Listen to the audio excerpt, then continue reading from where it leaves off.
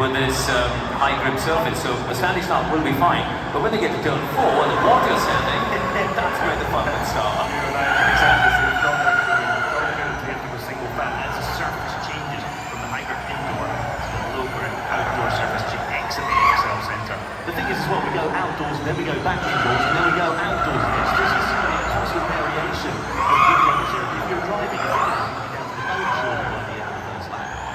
Yeah, Michael Andretti, we saw there, he's the team boss of the Andretti team, won the Drivers' Championship, not really in contention for the team starting. They only had one driver. This man, Jake Dennis, scoring big points this year. There is Mitch Evans in second place, poised to try and challenge if he can. Norman Nato in third place, already Jake Dennis there, looking right quick through the first couple of corners, close behind him as well.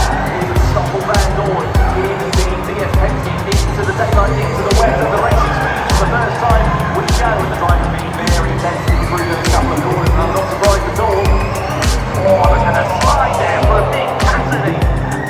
It looks like Jake Dennis was trying to have a half look there on the